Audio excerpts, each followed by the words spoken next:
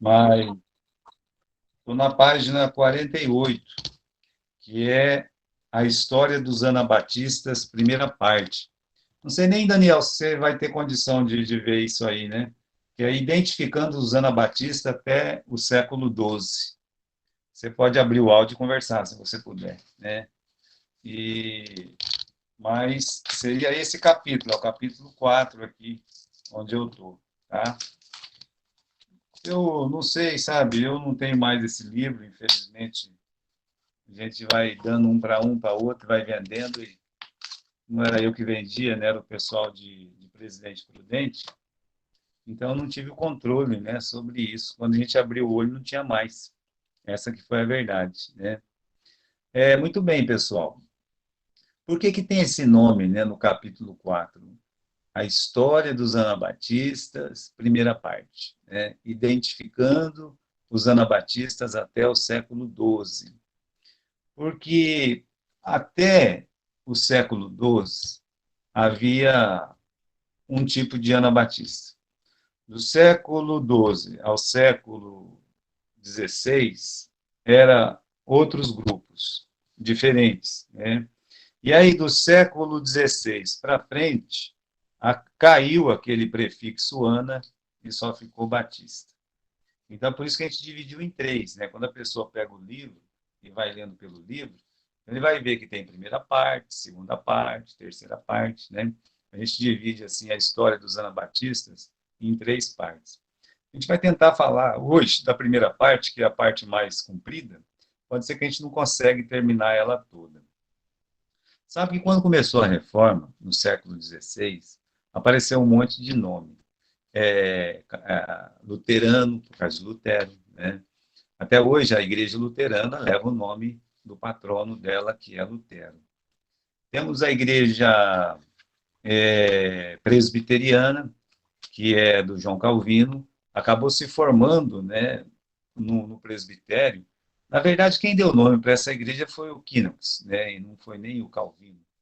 E temos a igreja metodista, porque o Wesley era muito metódico, então você tem a igreja metodista, tem a igreja anglicana, né? Olha, Anglo é inglês, então é a igreja inglesa. Então foi aparecendo os nomes derivavam de uma pessoa, no caso Lutero, né? Ou de um sistema, um presbitério, né? Ou se não era por causa do lugar, no caso aqui a Inglaterra. Isso eu estou falando do século XVI, quando surgiu a reforma. Agora, no século II, III, IV, até o século XII, nós temos diversos grupos que são chamados de anabatistas. Atenção, eles são chamados, eles não se chamavam assim, né? Para eles, dizer assim, você é um montanista, você é um bom montanista. Por exemplo, tem pessoas que me chamam de calvinista. Eu não sou calvinista, nunca fui, né? Nunca fui. Até estávamos em Presidente Prudente em 2007, e houve até um mal-estar lá, né? Quando eu falei sobre a chamada da graça, e os calvinistas, que eram 90% lá, pensando que eu era calvinista, eles não gostaram muito da minha mensagem. Mas por que que eles me confundem com um calvinista? Porque eu creio na eleição, eu creio na predestinação, né? Mas a palavra Calvino não está na Bíblia, assim como Armínio também não está. Então, eu rejeito qualquer rótulo que não seja esse que eles nos deram no século XVI, que é Batista. Eu gosto de ser chamado Batista Batista.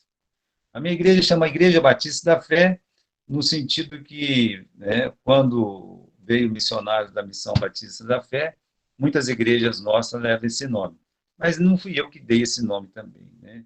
Se eu pudesse colocar nome numa igreja, eu colocaria Igreja Batista do Monte Sião, Igreja Batista, né, do Monte Gerezim, a Igreja Batista, ah, vamos dizer assim, do Jardim Nacional, tá? Eu colocaria esse tipo de nome, né? Mas como aqui na cidade a gente já chegou, a igreja já era conhecida como, era uma congregação ainda, mas a Igreja Batista da Fé, então nossas congregações também levam esse nome, né? Mas, assim, meus irmãos, eu não gosto de colocar nada além, né? Não gosto. No século II, III, como eu disse em diante, aqueles grupos que não concordavam com a igreja oficial foi criando o nome, mas eles não deram nome neles, né? Geralmente o nome estava ligado ao pastor que se levantava contra um erro, né? Como no caso de Montano, Novácio, Donato. Então, um pastor se levantava, e aí as pessoas ou as igrejas que acreditavam, como o Montano, o Donato, né, essas igrejas acabavam ganhando o mesmo apelido. Ah, você é um montanista, ah, você é um donatista. Não que eles se chamassem assim, mas eles eram chamados assim. Essa é a diferença, né? Então, não é fácil a gente traçar, por exemplo, um lugar exato desse movimento, né? Mas nós podemos, de certa forma, porque a própria história conta mais ou menos onde eles estão. Mas dizer que, ó, nesse ano estava aqui, naquele ano estava ali, é um pouco difícil de avaliar. Bem, meus irmãos, o primeiro grupo de Anabatista que apareceu, que foi chamado de Anabatista, foram os montanistas, tá? Os montanistas é um apelido que vem do Montano. Montano era um pastor, né, frígio. Ele viveu entre 156 a 180 depois de Cristo, né? Então, ele ele tinha realmente assim, ele era muito, não é que é radical, não gosto de usar essa palavra. Ele era muito fiel às escrituras, então ele acabou se tornando assim uma pedra no sapato daqueles pastores que já estavam se desviando, né? Mas o montanismo é um movimento interessante dentro do corpo cristão primitivo, né? A Igreja Católica tem as histórias delas também. Sempre que fala de Montano, coloca ele como a última pessoa, né? Ele é chamado de o arqui-herege da Igreja Católica, tá? É bom lembrar isso. Não da Bíblia. Comparando o que o catolicismo lá no tempo dele estava ensinando e comparando com o que ele ensinava, então, ele é o certo na Bíblia, enquanto que os seus opositores estavam a caminho errado, né? Então, aqui, né, na história da Igreja Católica, né, está escrito assim: Montano, ele surgiu na segunda metade do século II. Ele não aparece como inovador em questão de fé. Eu acho muito interessante isso aí, né? Logo no começo da história da Igreja Católica, isso aqui está na página 9 desse livro, mas eu acho interessante esse comentário que o católico aqui, o autor católico, o historiador católico faz, porque ele diz assim, olha, ele não é um inovador em questão de fé. É claro que ele não era, só estava seguindo a Bíblia, estava seguindo o que os apóstolos deixaram. Então, ele não era um inovador. Inovador eram os errados, que estavam colocando coisa errada na igreja, como a hierarquia ministerial, como a salvação pelo batismo, né? Depois apareceu o batismo infantil. Então, inovar é isso. E ele não era um inovador, e a prova disso é a própria história da Igreja Católica, né? Ele continua, né? Ele diz assim: os montanistas eram muito numerosos e não levou muito tempo para que estivessem em conflito com os bispos em toda parte, pois a autoridade episcopal nada significava para esses protegidos especiais do Espírito Santo. Como eu disse, a hierarquia entre os pastores, aquele negócio de bispo, arcebispo e tal, já estava ali crescendo naquele tempo. Para os montanistas, aquilo não significava absolutamente nada. Então, quando um arcebispo, um bispo, né, falava assim, um bispo católico, né, chegava com aquela pompa toda lá, não era católico, ele não tinha católico, mas a turma da inovação, né? chegava com aquele título, querendo mandar nos outros pastores, não mandava no pastor montanista, de jeito nenhum, né? Para eles, aquela autoridade não significava nada. Eu acredito que todo pastor batista deve ser assim, né? Uma pergunta que eu acho que o nosso pastor Adilson e qualquer outro pastor batista, né, que tiver, sempre vai receber você é o pastor presidente, né? Quando eles falam pastor presidente, tem uma conotação diferente do que tem no nosso estatuto. Por quê? Porque apesar do nosso estatuto dizer que o pastor ele é o presidente da igreja, ou que ele pode ser o presidente da igreja, ele não tem força, ele não tem poder, porque o poder está na Assembleia. A ideia de um pastor presidente é um pastor papal, né? É aquele pastor tipo assim, eles fazem aqui em Marília tem bastante disso aí, não sei se por aí tem, né? Estava com a Valéria andando e está lá. Né? Então, tem uma igreja aqui, as Assembleias de Deus faz muito isso aqui. Estava escrito Assembleia de Deus, Ministério Belém, pastor Elande Mariano, papapá, papapá. Eu já estou, daqui a pouco eu decoro o nome dele inteiro. Né? Os dois primeiros eu já sei, porque tem tanta igreja aqui que tem o nome dele. Então o nome dele fica mais conhecido que o de Jesus na porta da igreja. Ele é o pastor presidente. Agora, para um pastor batista, de fato, isso não significa nada. Né? E para um montanista também não significava nada. O nosso historiador contemporâneo, é um livro que se acha no mercado muito fácil, do Carnes, né?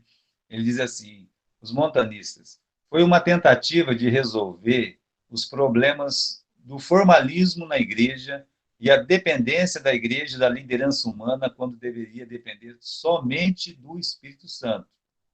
Montanismo representou o protesto perene suscitado dentro da igreja quando se aumenta a força da instituição e se diminui a dependência do Espírito Santo. Então, os historiadores católicos ou protestantes mais sérios, que têm documentos na mão, eles sabem disso. Por que surgiu esse movimento? Porque esse movimento ele não aceitava a hierarquia papal, a hierarquia dentro das igrejas ou entre as igrejas. Eles não aceitavam. Né? Então, eles eram conhecidos como montanistas. Por quê? Porque o Montano disse isso mais alto que todos os outros pastores. Mas eles não estavam seguindo Montano, eles estavam seguindo a Bíblia. Aí o apelido pegou. Você sabe, né? O apelido pega. Né? Se você não quer que o apelido pegue em você, quando alguém falar alguma coisa, você não dá uma risadinha, não fala nada. Aí acabou a graça, a pessoa nem fala nada, né? Mas se você chegar, né? Eu, por exemplo, tenho um monte de birruga aqui no meu rosto, agora nasceu mais uma. Mas se uma pessoa chega e fala assim, ô birrugão, né? Se eu me ofender, o que vai acontecer? Na outra semana está todo mundo te chamando de birrugão. Você dá uma risadinha, deixar para lá, tal, o pessoal, isso aí não ofende ele não, né? Então, perceba, né? Que montanista acabou pegando, é um apelido que pegou todo mundo, né? Você pensa que nem Montano? Sim, eu penso que nem Montano, né? Porque o Montano pensa que nem a Bíblia. Então, muitas igrejas foram conhecidas como montanistas porque não aceitava isso, né? Aquela força da instituição e a falta de dependência do Espírito Santo, né? Como sua mensagem era uma necessidade para as igrejas, o movimento alastrou-se rapidamente na Ásia Menor, África do Norte, Roma e no Oriente. Algumas grandes igrejas chegaram a ser chamadas de montanistas, entre elas a igreja de Éfeso. Né? A igreja de Éfeso ela foi chamada de uma igreja montanista.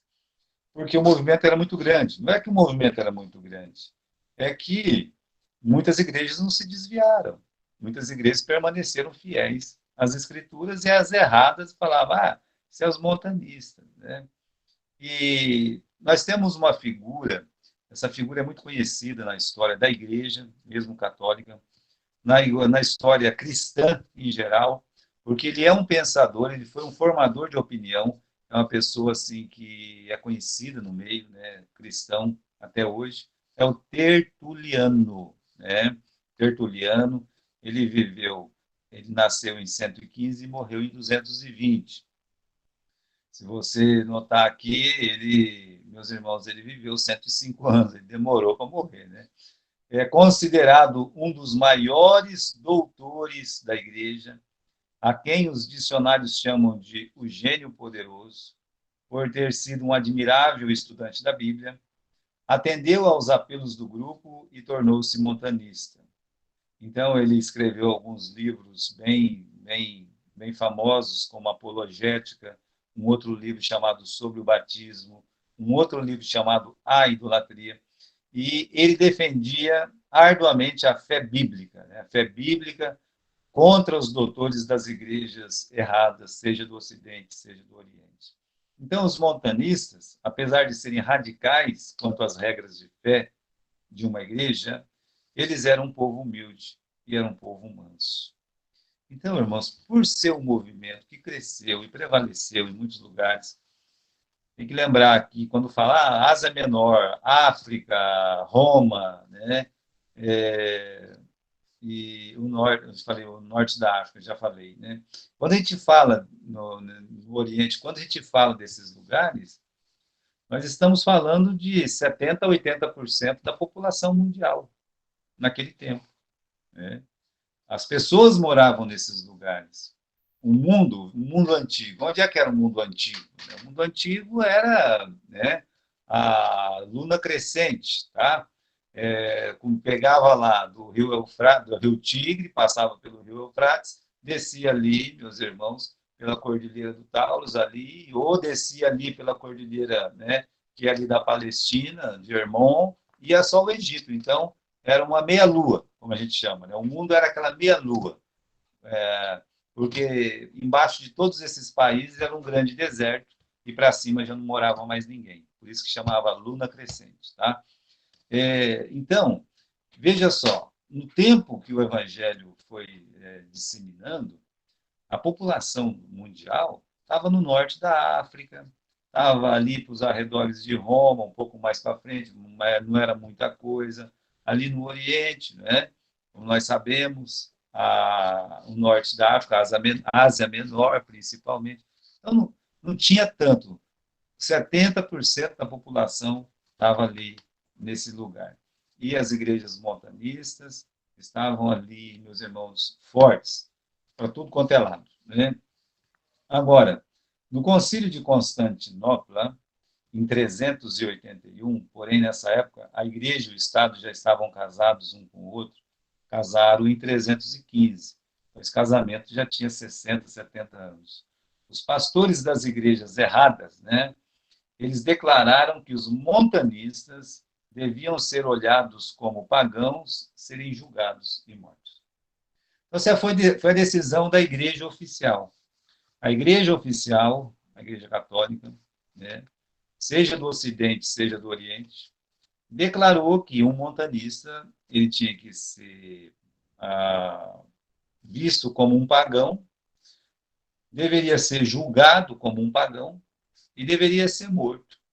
Então, aí começou a perseguição mesmo contra os montanistas, e essa perseguição foi realizada por cristãos. Agora é cristãos perseguindo os cristãos, né?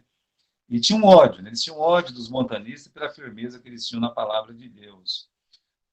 E como eu disse, o próprio Montano é visto como um arquiherege da igreja, né? Uma outra coisa dos montanistas, né? Tem uma declaração aqui de uma enciclopédia alemã, né? Sabe, os alemãos é luterano. Então diz assim: não era um novo cristianismo, foi uma volta ao velho cristianismo. A igreja primitiva, em oposição à corrupção do cristianismo corrente. Então, a velha igreja exigia pureza de vida. A nova tinha entrado em combinação com o mundo, estava satisfeita com o arranjo, e por isso eles, os montanistas, romperam com essa igreja. Ou seja, como a igreja oficial, quem mandava nela era o imperador, já estava lá com esse negócio de hierarquia, salvação pelo batismo. Nesse tempo já estava sendo introduzido a idolatria, a grosso modo, nas igrejas oficiais. trocando os ídolos pagãos por nomes cristãos, né? E os montanistas romperam, né? Completamente. Romperam completamente. Então, diz que no ano de 722, eles ainda existiam. O movimento se espalhou rapidamente pela Ásia Menor, África do Norte e também em Roma. Contra eles reuniram-se concílios da igreja, foram condenados, mas continuaram por séculos e foram conhecidos por outros nomes. Essa declaração é do Eusébio e é uma declaração importante, porque os montanistas também foram conhecidos como donatistas, como novacianos, como paulicianos, né? E dependendo do lugar, o nome mudava, o apelido mudava, né? Então, meus irmãos, uma das acusações que é feita aos montanistas, eles têm que pegar alguma coisa, né? Mas uma das acusações é que os montanistas ficavam falando do fim do mundo o tempo todo. O mundo ia acabar, o mundo ia acabar, o mundo ia acabar, né? Só que tem uma coisa, diferente dos adventistas, diferente do testemunho de Jeová, eles não diziam quando é que o mundo ia acabar. Você sabe, e os adventistas marcaram 4, 5, 6 voltas para Jesus, de Jesus, e todas elas falharam, né? No caso dos montanistas, eles pregavam o advento com ênfase. Mas por quê? Por causa da perseguição, né?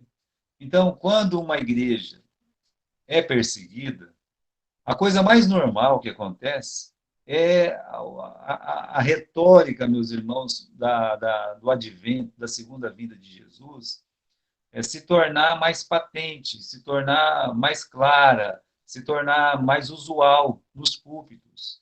Porque a perseguição faz isso. A pessoa até pede para o mundo acabar logo, para Jesus Cristo voltar logo, né? Por causa do sofrimento. Então, nós aqui no Brasil, nós não experimentamos isso. Mas em alguns países, os cristãos, eles dizem, venha o teu reino.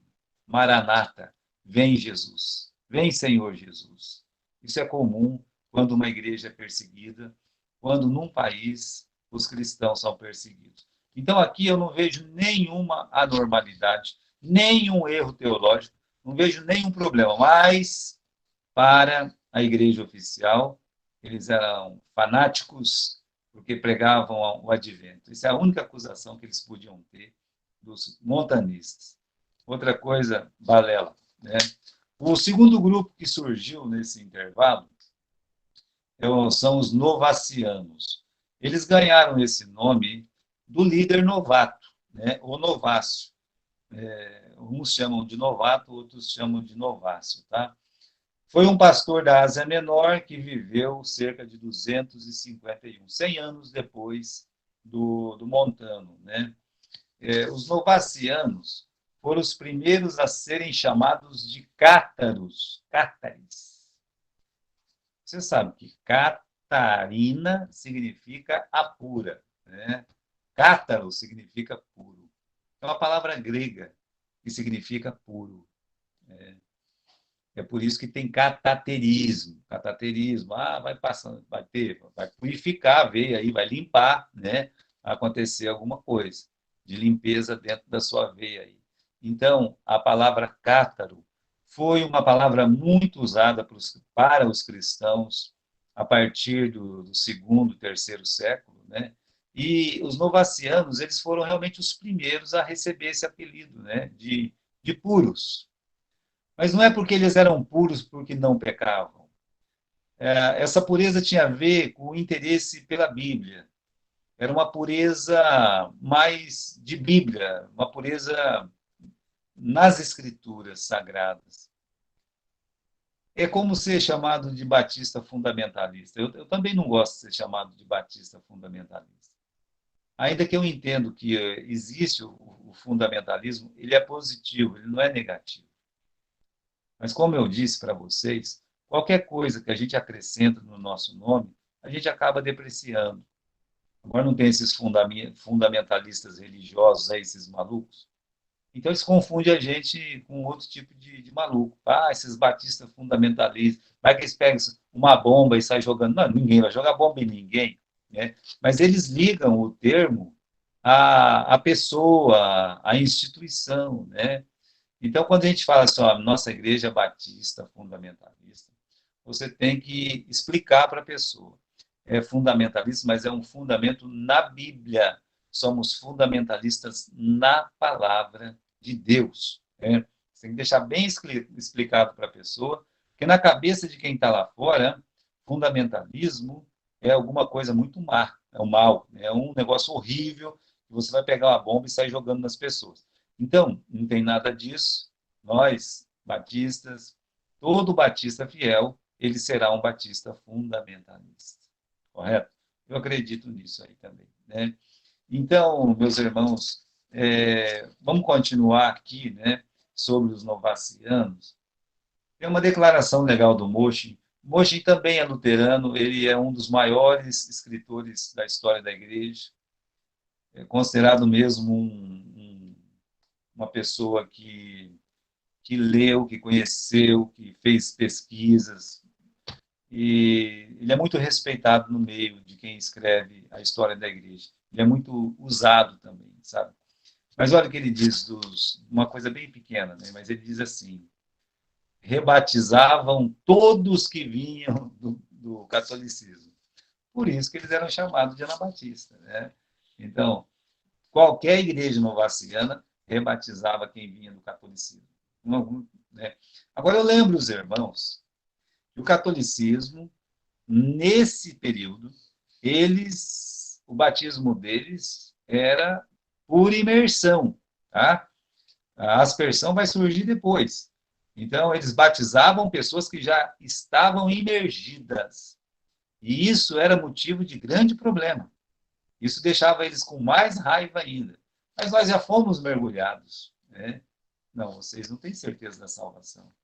Aí, quando uma pessoa acreditava em Jesus, depositava sua fé em Jesus, então eles eram batizados de verdade, né? A pessoa só é batizada de verdade quando quando ela primeiro entregou a vida para Jesus. Pode, se você crê de todo o coração, né?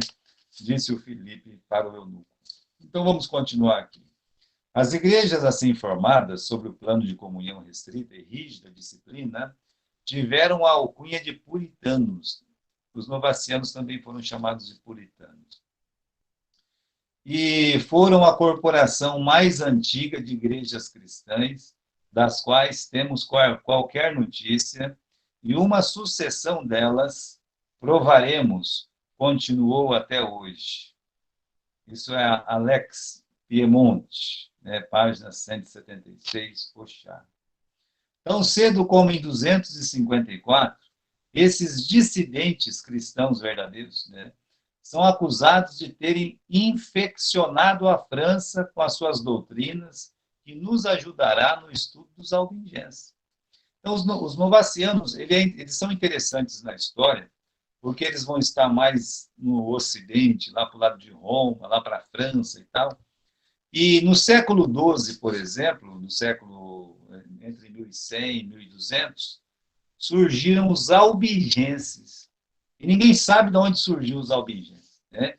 Bom, quem lê a história dos anabatistas sabe que a origem dos albigenses é justamente os novacianos que estavam lá naquele território, né? Então, meus irmãos, tem um outro aqui, né? Tem um batista que diz o seguinte, né? Que conquanto rígidos na disciplina, cismáticos no caráter, foram achados extensivos e numa condição florescente quando Constantino subiu ao trono em 306. Quando Constantino se diz convertido, né? Quando ele casou a igreja com o Estado, os novacianos eles já estavam bem organizados para aquela região do Ocidente ali, tá? Quando a gente fala do Ocidente, nós estamos falando de Filipos para frente, né? Estamos falando de Filipenses ali, tá? Macedônia, Acaia, a Itureia ali, nós estamos falando da Itália, nós estamos falando da França, tá certo? Dos Países Baixos, é daí que nós estamos falando, né? Vamos continuar aqui, tá? O Dr. Robinson, na sua história da Eclesiastes, eclesiastical, é um nome difícil, né?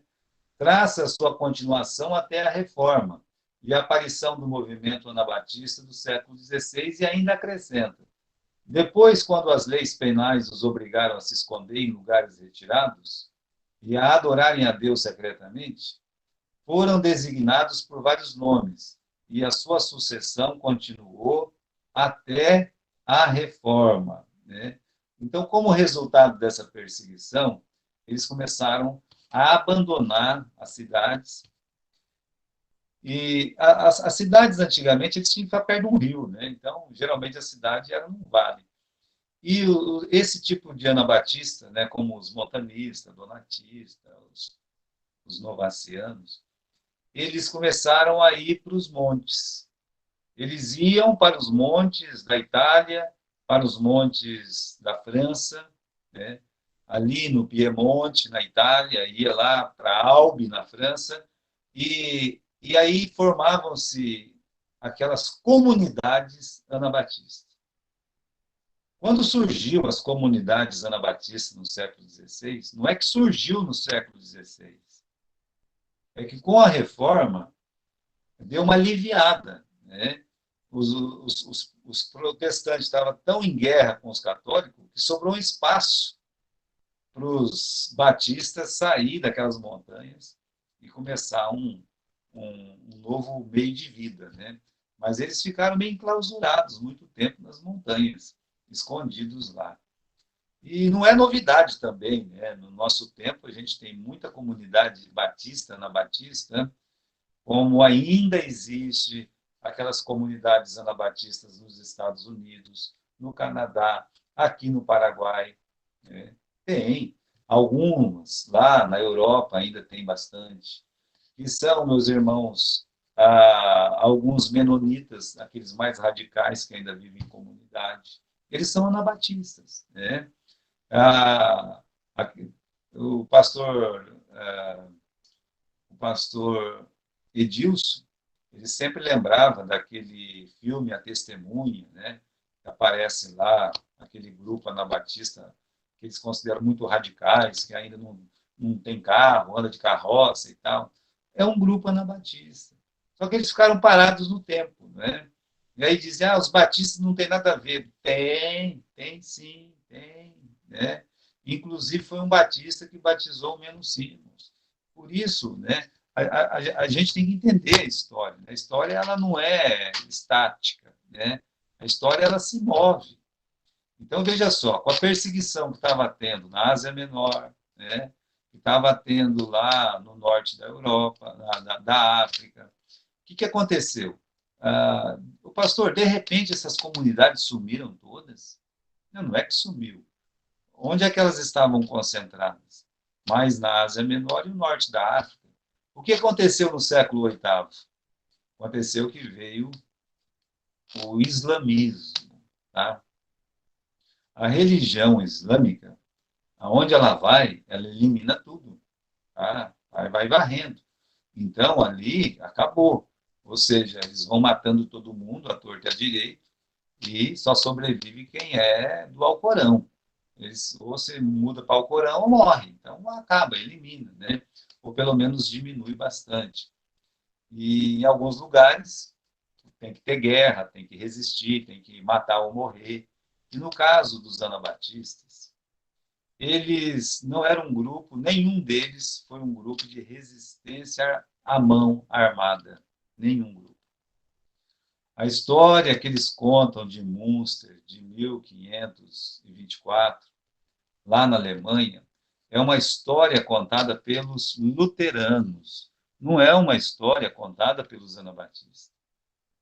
Aquela cidade que foi invadida, e eles falavam, naquela cidade estava tendo o caso de um homem casar com não sei quantas mulheres, né? Ali era uma depravação danada. Não, quem que tá contando isso aí? Como é que você sabe disso aí? Por quê? Porque ninguém sobreviveu. Eles entraram na cidade e matou todo mundo.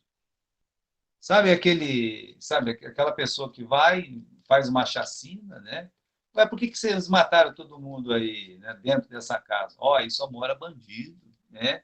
só mora bandido. Joga meia dúzia de arma lá, faz alguma coisa, né? Dá um flagrante que não é uma verdade. Às vezes acontece isso aí. Acontece. Não é sempre, mas acontece. A gente sabe que acontece.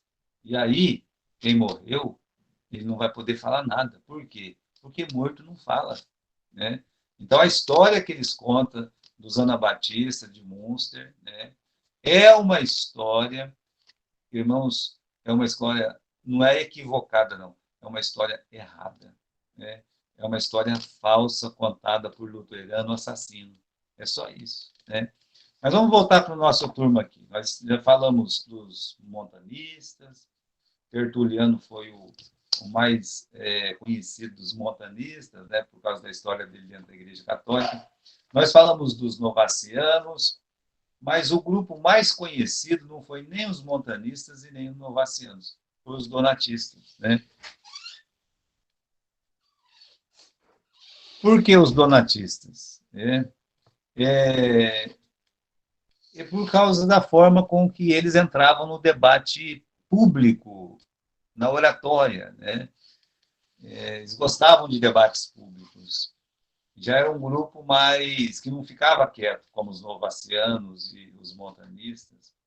Sempre tem um que é espírito meio de porco, né, que fala mais e tal. Não que eram agressivos de forma nenhuma, mas muitas vezes os donatistas, por exemplo, eles participavam dos concílios da igreja. Eles iam, né? Eles iam e era aparelhado a coisa.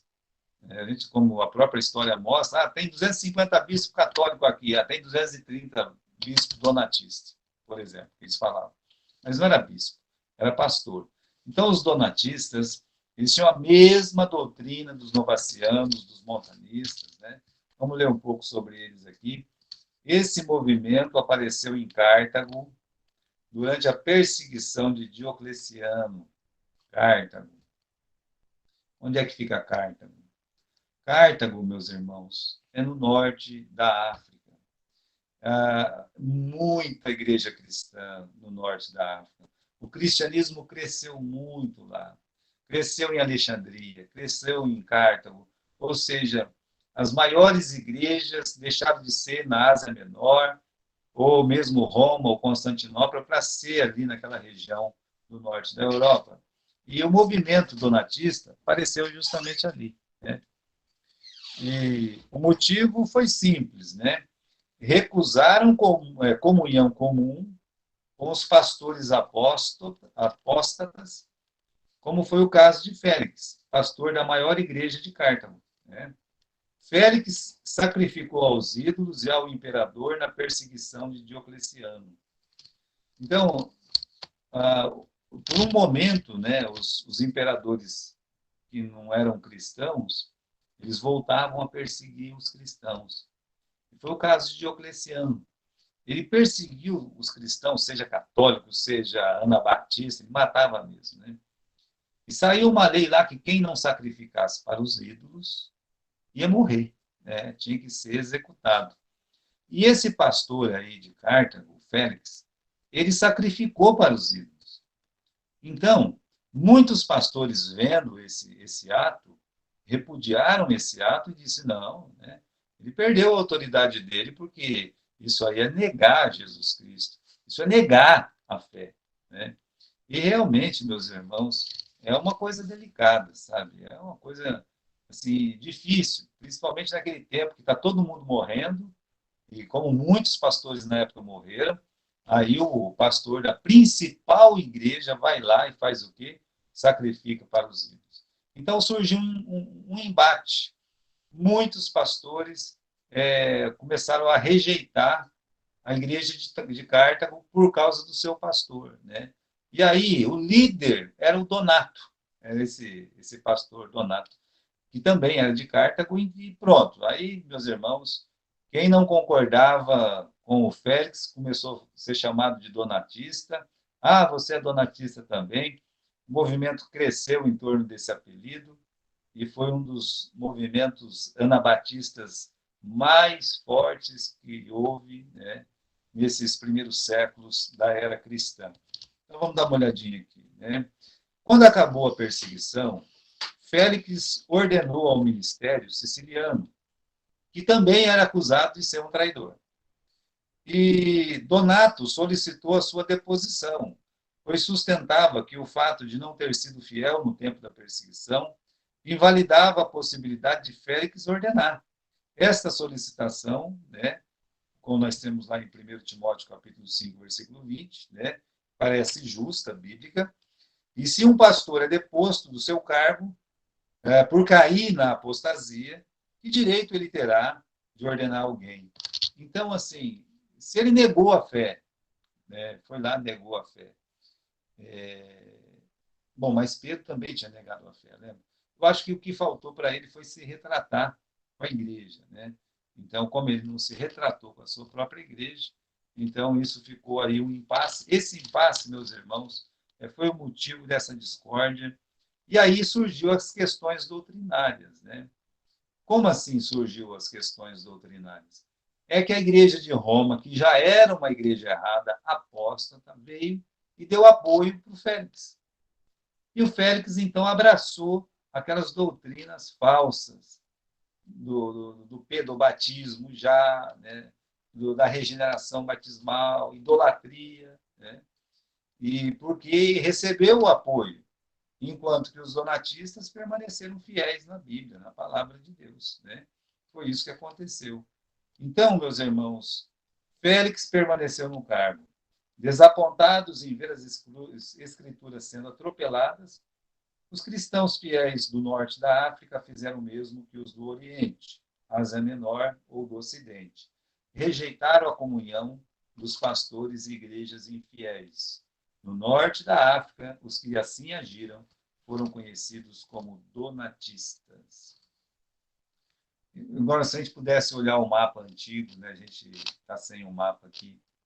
Se você pensasse que na Ásia Menor, os anabatistas eles eram chamados de montanistas, que no Ocidente eles eram chamados de novacianos, e no norte da África eles eram chamados de donatistas, e que eles viveram praticamente no mesmo período, foram contemporâneos, foram grupos contemporâneos, e que ligavam-se entre si justamente pela doutrina bíblica. O que ligava esses três grupos, que receberam um apelido por causa dos seus líderes, era justamente que eles acreditavam firmemente nas doutrinas da Bíblia, do Novo Testamento, na autoridade da igreja, né? Então, assim, era um povo que defendia a palavra de Deus. Mas não é diferente de hoje, irmãos. Nós temos grupos, por exemplo, eu sou batista da fé, e tem batista regular, tem batista independente, tem batista fundamentalista. Qual que é a diferença, pastor? Nenhuma. Tem de usos e costume coisa pouca, como tinha lá entre eles também. Mas são coisas, meus irmãos, que não interfere, né?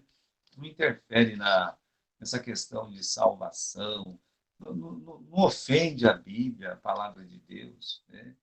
E quando se juntam, quando eles realmente eles estão juntos, eles descobrem que são o mesmo povo, são muito parecidos.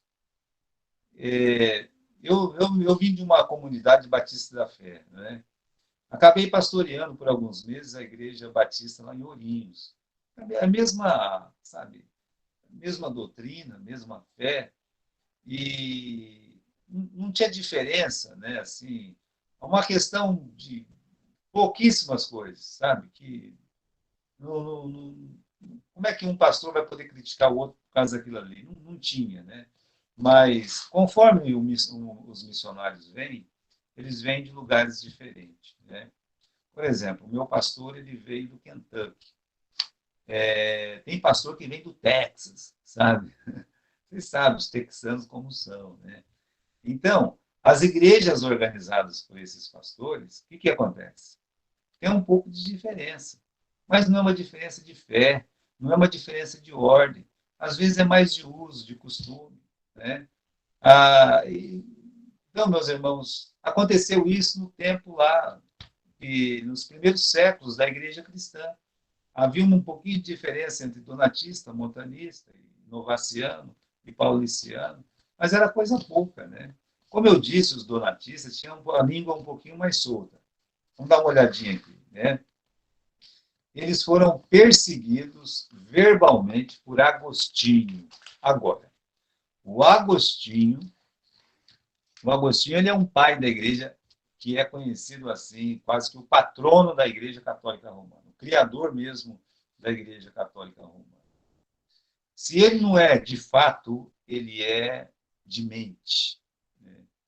Eu não sei se os irmãos conhecem as obras de Agostinho, se já teve assim, né? E realmente ele escreve muito bem, mas algumas coisas que ele escreve é contra a palavra de Deus. Ele tem um livro, né? Na verdade é um compêndio que se chama A Cidade de Deus. E meus irmãos, ali tem coisa que não dá certo, sabe? Que esse compêndio dele deu corpo para a Igreja Católica se formar, e se formar com poder temporal. O que é poder temporal? É quando a Igreja Católica que manda até nos reis. A Igreja Católica, por muitos e muitos séculos, ela mandava nos reis, porque ela detinha o poder. O poder temporal, ele pertence para os reis.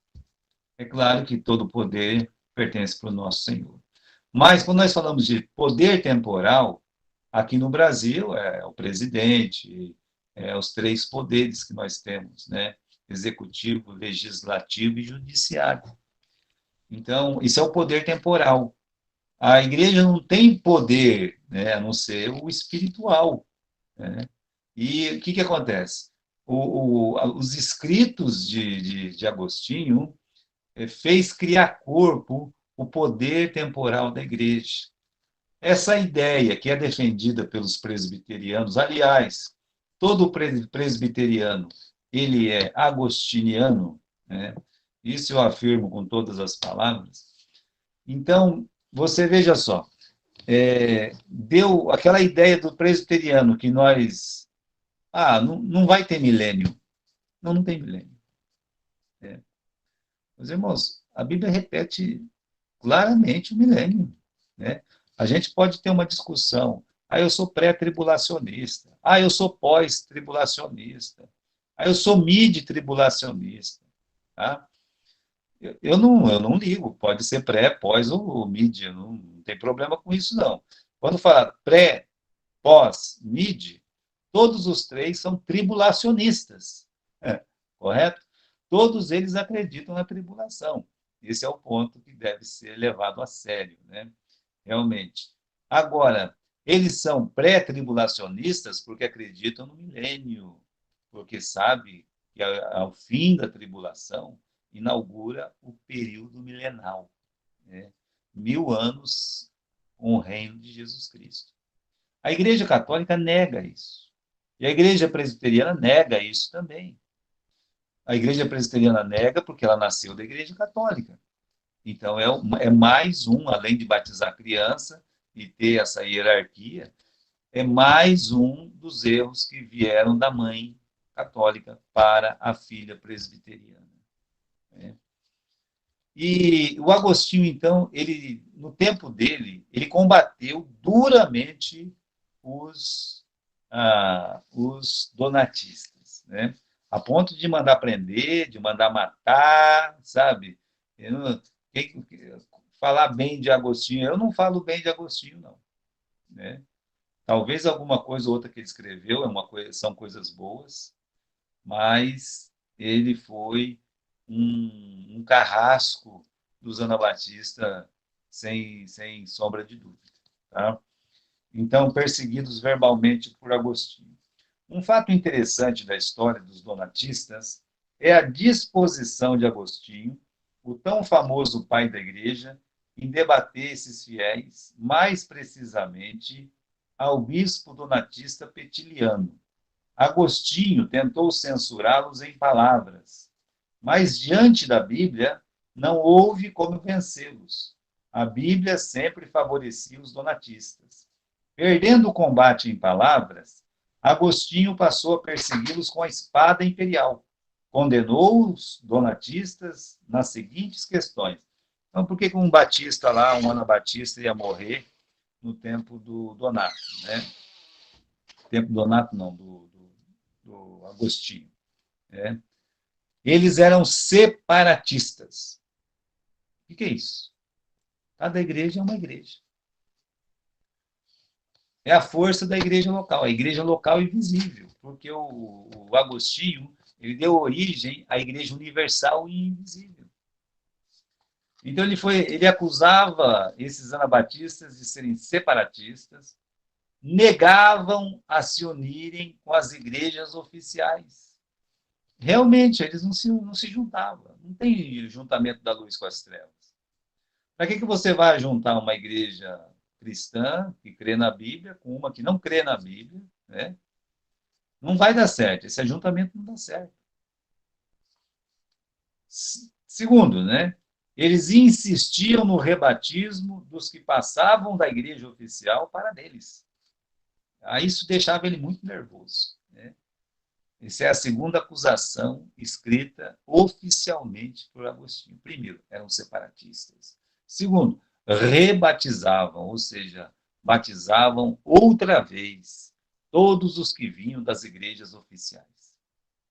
E a terceira acusação, eram irredutíveis em questão de fé, ou seja, eles não se dobravam.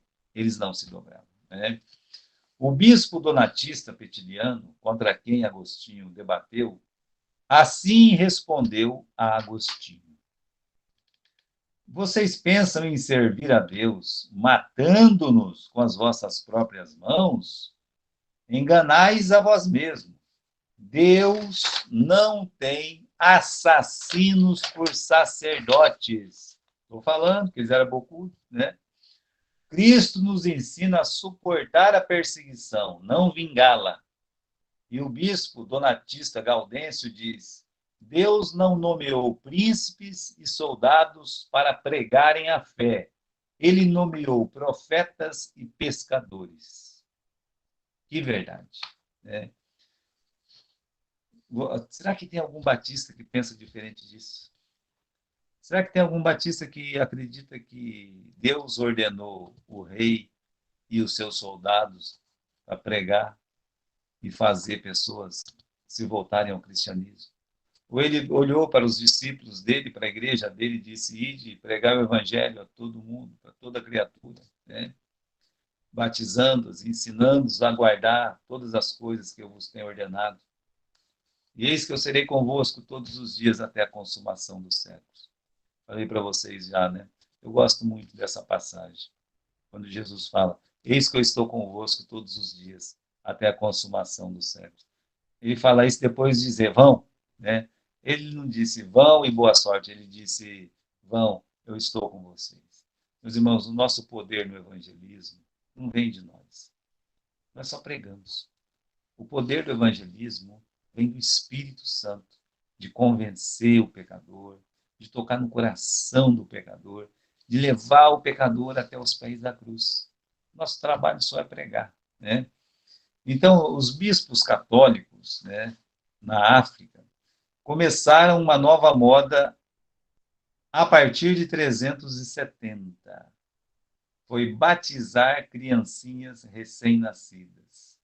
Uma ideia prontamente defendida por Agostinho, que fez o seguinte comentário: quem não quer que as criancinhas recém-nascidas do ventre de suas mães sejam batizadas para tirarem o pecado original, sejam malditas. Lembra que eu falei para vocês? Qual que é o problema da regeneração batismal? É que fala que o batismo salva. Aí vem uma outra coisa. Bem, se o batismo salva, então a pessoa tem que ser batizada o mais rápido possível. Né? Vamos transformar o momento da circuncisão no batismo infantil. Foi o que aconteceu. Então, nascia uma criança, passava uma semana, duas, vamos batizar essa criança, para tirar o pecado original dela, para essa criança ser uma cristã. Olha, o Agostinho, foi no tempo dele que se introduziu o batismo infantil, em 370. Tá? Então, o batismo infantil, essa história de batizar nenê, começou a ser feita 370 anos depois de Cristo, né? Aí, meus irmãos, a igreja já tinha 340 anos, mais ou menos. Até então, não batizava a criança, né? Mas, se o batismo salva, então, quanto mais cedo você batizar, melhor, né? Então, infelizmente, essa igreja oficial, essa igreja errada, ou católica, como começou a ser chamada, essa igreja universal, né? Ela só aumentava os erros, só aumentava as falhas, né? E aqui, meus irmãos, o crescimento deles foi muito grande, né? O crescimento desse grupo foi espantoso. No concílio feito por Teodósio em 441 na cidade de Cartago, compareceram 286 bispos católicos e 279 bispos donatistas. O Robinson é um grande escritor também. Quando fala Robinson, Mochin, é só gente grande, né? Ele disse o seguinte: tornaram-se tão poderosos que a corporação católica invocou o interesse do imperador Constantino contra eles, pelo que os donatistas inquiriram: o que o imperador tem a ver com a igreja? O que tem os cristãos a ver com o rei? O que tem os bispos a ver com o tribunal? Né? E o Orchard, ele escreveu o seguinte: eles tornaram-se quase tão numerosos como os católicos romanos. Era muito donatista. Né? Rara era a cidade ou vila na África que não tivesse uma igreja donatista. Né? E por isso, meus irmãos, começou a perseguição contra os donatistas para acabar com eles mesmo. Né? A ideia era destruir mesmo. Tá? Aboliram a lei da crucificação. Quando o Constantino subiu no trono da igreja, quando ele se tornou o patrono da igreja, é dito que aboliram a lei da crucificação porque os cristãos eram crucificados no Império Romano. Né? Porém, não estendeu nenhum desses favores aos cristãos dissidentes, os montanistas, por exemplo. No seu entusiasmo de preservar a unidade de fé e disciplina, o imperador mostrou-se tão ativamente hostil para com os dissidentes, tais como os donatistas, que qualquer um que novamente estivesse preocupado com a futura liberdade da igreja teria passado um mau bocado. Isso foi escrito, tirado do livro O Papado na Idade Média. Diz mais: Constantino não podia tolerar, especialmente a diversidade das crenças e dos cultos, que caracterizava a igreja enquanto ainda vaga confederação. Manifestou essa resolução imediatamente, quando, após os sínodos pouco categórico de Roma, Cartago e Arles, condenaram pessoalmente os donatistas no ano de 316. Constantino fez-lhes oposição severa e, depois de sua condenação por diversos concílios da Igreja, perseguiu-os tenazmente. O movimento foi praticamente extinto com a chegada dos muçulmanos no ano de 722. O movimento sobreviveu com outros nomes em outros lugares. Os que conseguiram sobreviver foram para o sul da França, em Albi, ou para os Alpes, no sul da Europa, como o Piemonte. Então, meus irmãos, hoje nós vamos ficar por aqui, né? Na história desses três grupos que foram chamados de anabatistas. O primeiro grupo é os montanistas, na região da Ásia Menor. O segundo grupo é os novacianos, na região ali de Roma, mais para o Ocidente, né?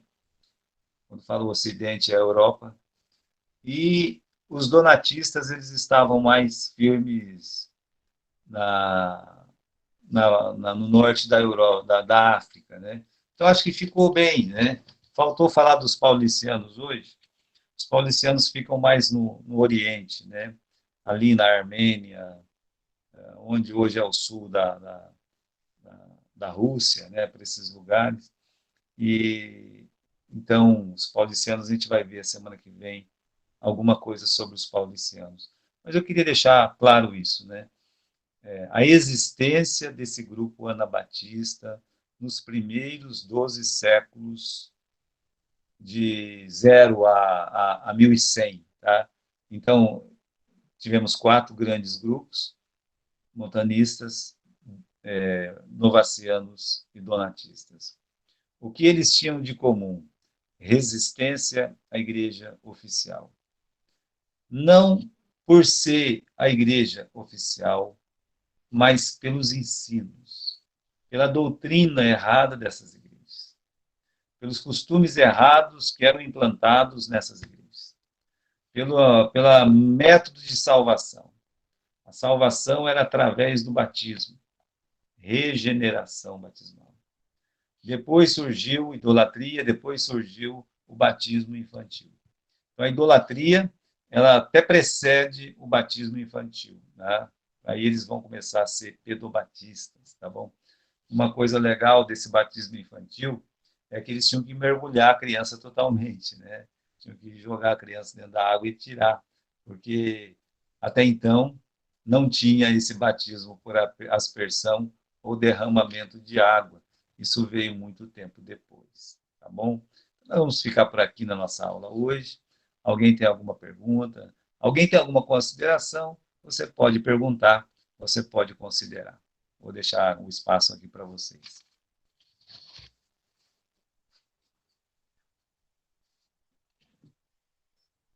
Ninguém quer falar nada?